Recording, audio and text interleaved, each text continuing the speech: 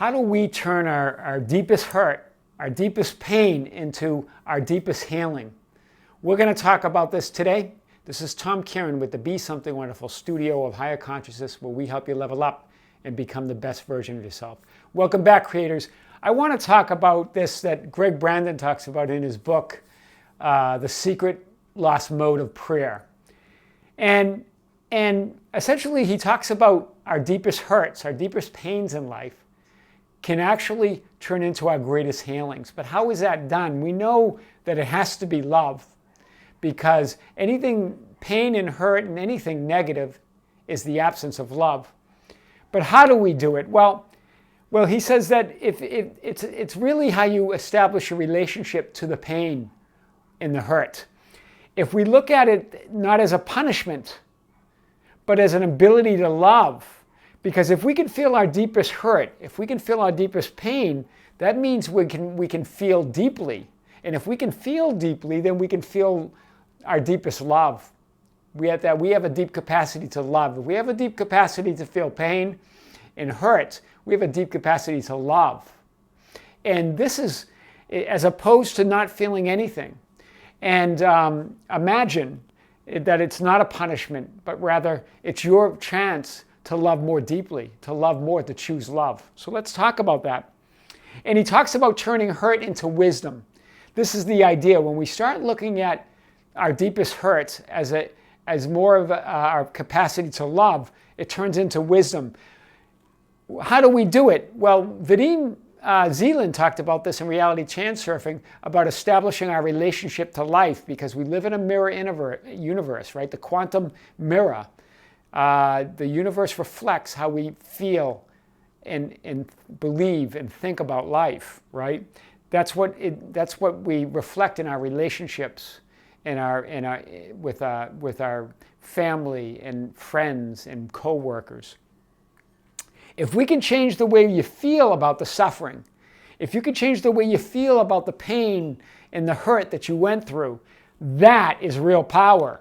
That's where the power comes from. Not burying it, right? Not denying it, not distracting yourself with addictions, not avoiding it, and not shutting down. A lot of times we shut down, right? Oh, I don't want to, you don't want to, you get into a fetal position. You don't want to feel the pain, right? You want to ignore it. But this gives you power. If you can change the way you feel about the suffering, remember, the quantum world mirrors your feelings and emotions. So if you bury the hurt, if you deny it, avoid it, it's in your body still, it's there. And it will just take an event, a trigger, for it to come back, right? It's there anyway, and it's affecting your health, and it's affecting your communication to the quantum field. So you're going to still draw events that are based on that pain. So how do you do it? Well, he talks about, the ancients talked about hurt is the teacher, wisdom is the lesson. So imagine if you looked at hurt and that pain that you went through as the teacher, and the wisdom you get from it is the lesson. But how do you release it? How do we let it go? This is where he talks about blessing. So the wisdom's a lesson that we've learned, but really it's a blessing is the release. How do you do it?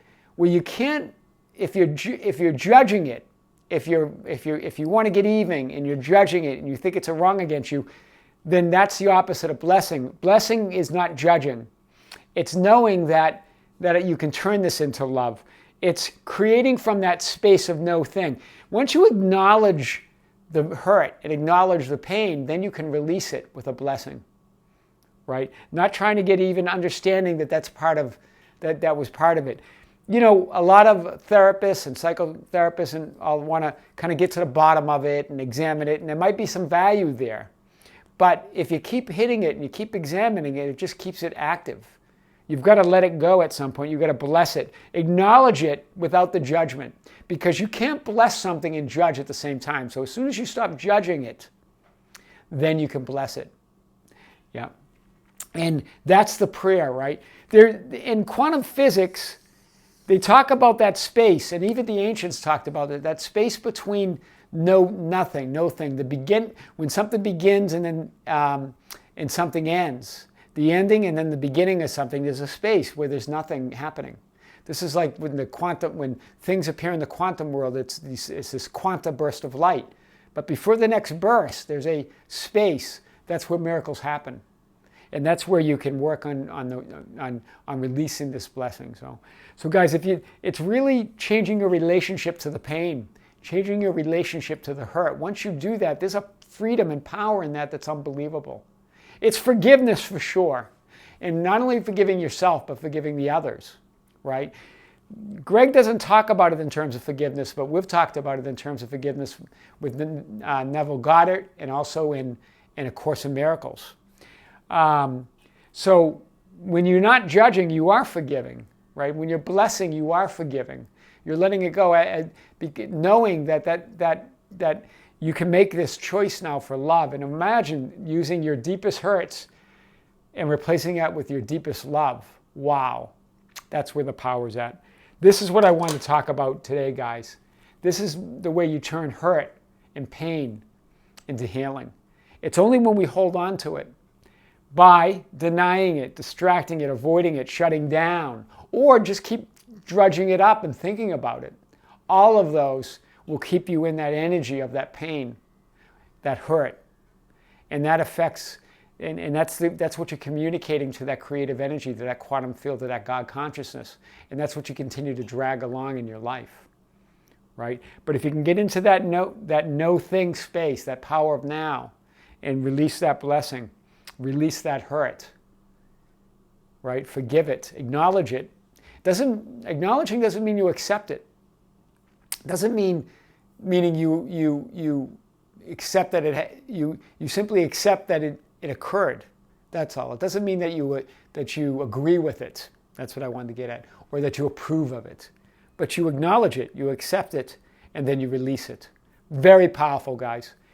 This is Tom Karen with the Be Something Wonderful studio of Higher Consciousness, where we help you level up and become the best version of yourself. Don't forget to subscribe, hit the notification button, and comment and share the videos. That's how we get our message out. Yeah, until next time, this is Tom. See you soon.